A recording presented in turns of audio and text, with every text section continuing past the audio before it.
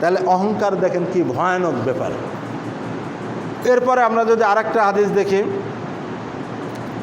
যে মুহাম্মদুর রাসূলুল্লাহ সাল্লাল্লাহু আলাইহি সাল্লাম বলেছেন, হারিস ইবনে ওয়াহাব খুয়াইজ থেকে বর্ণিত, এই হাদিসটা আছে সহিহ বুখারী 4918।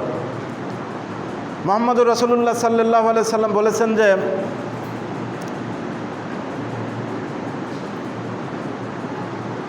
আমি তোমাদেরকে জান্নাতি লোকদের পরিচয় বলবো না?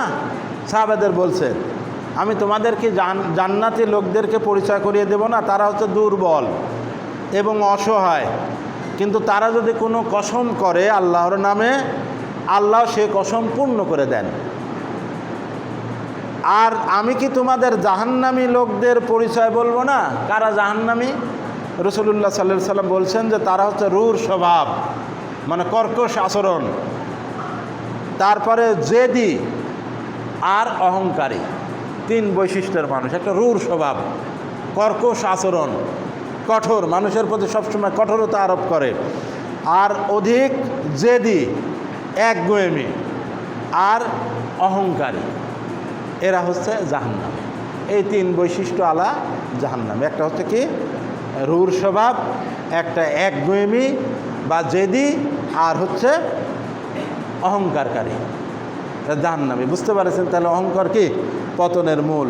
দুনিয়াতেও পতন হবে, আখিরাতেও পতন হবে। এরপরে আরও একটা হাদিস দেখেন সহিহ বুখারীর 5789।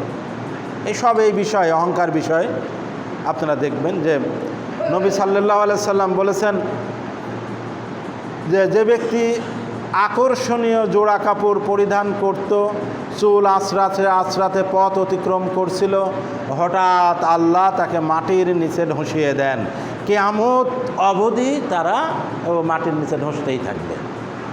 বেশি অহংকার কিন্তু করেনি, পোশাকের আর চুলের অহংকার করেছে।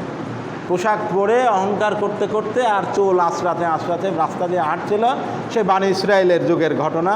মুহাম্মদুর রাসূলুল্লাহ সাল্লাল্লাহু আলাইহি সাল্লাম বর্ণনা করছেন যে আল্লাহ তাকে মাটির নিচে ধসিয়ে দিলেন এবং কিয়ামত পর্যন্ত ধসতেই থাকবে। অহংকারী দেখেন কি শাস্তি। এরপরে দেখেন আরেকটা হাদিস আছে সহিহ দারমিতে, সহিহ মুসলিমে আছে, হাদিসটা 91 নম্বর হাদিস। রাসূল সাল্লাল্লাহু আলাইহি সাল্লাম বলছেন যে অহংকারীরা জান্নাতে প্রবেশ করবে না। হ্যাঁ, তো সাহাবায়ে কেরামরা বলল যে অহংকার মানে আমরা তো ভালো সুন্দর পোশাক আশাক পরি, সুন্দর জুতা পরি, তো বুঝছেন না, অহংকার হচ্ছে যারা অহংকার বশত ন্যায়ের বিরোধিতা করে, অহংকার বশত ন্যায়ের বিরোধিতা করে, এরা হচ্ছে গর্বভরে ন্যায়ের বিরোধিতা করে, এরা হচ্ছে প্রকৃত অহংকারী, এরা হচ্ছে জাহান্নামী। তাহলে অহংকার ত্যাগ করতে হবে।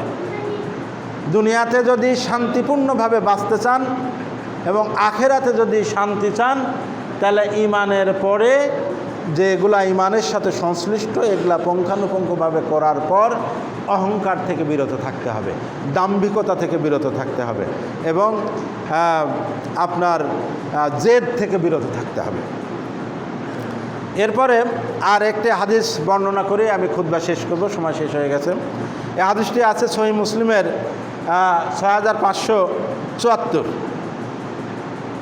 রাসূলুল্লাহ সাল্লাল্লাহু আলাইহি সাল্লাম বলেছেন, আবু সাঈদ খুদরি এবং আবু হুরায়রা রাদিয়াল্লাহু তাআলা আনহুমা থেকে বর্ণিত, দুইজন সাহাবী সম্মিলিতভাবে বর্ণনা করেছেন হাদিসটি একসাথেই। তারা উভয় বলেন, রাসূলুল্লাহ সাল্লাল্লাহু আলাইহি সাল্লাম বলেছেন, ইজ্জত ও সম্মান আল্লাহর ভূষণ, ইজ্জত আর সম্মান আল্লাহর ভূষণ এবং গর্ব অহংকার তার চাদর। যে লোক এক্ষেত্রে আমার চাদর ধরে টানাটানি করবে সে জাহান্নামে যাবে, আমি তাকে শাস্তি দেব। তাহলে অহংকার হচ্ছে আল্লাহর চাদর, গর্ব করা, অহংকার করা আল্লাহর গায়ের চাদর। এই চাদর নিয়ে যারা টানাটানি করবে, নিজেদেরকে যারা অহংকারে কিঞ্চিত পরিমাণ অহংকার যদি নিয়ে আসে, তাহলে সে জান্নাতে যেতে পারবে না। আর একটা হাদিস, সেটা হচ্ছে 148 নম্বর আছে সহিহ মুসলিম, আর 224 নম্বর সুনানুদ দারিমি। হাদিসের মান সহি, যেহেতু মুসলিমে আছে হাদিসটা, রসুল সাল্লাল্লাহু আলাইহি সাল্লাম বলছেন যে যার অন্তরে পরিমাণ অহংকার থাকবে সে জান্নাতে প্রবেশ করবে না। কথা বুঝতে পারছেন? যার মধ্যে যাররা পরিমাণ অহংকার থাকবে সে ব্যক্তি জান্নাতে প্রবেশ করবে না।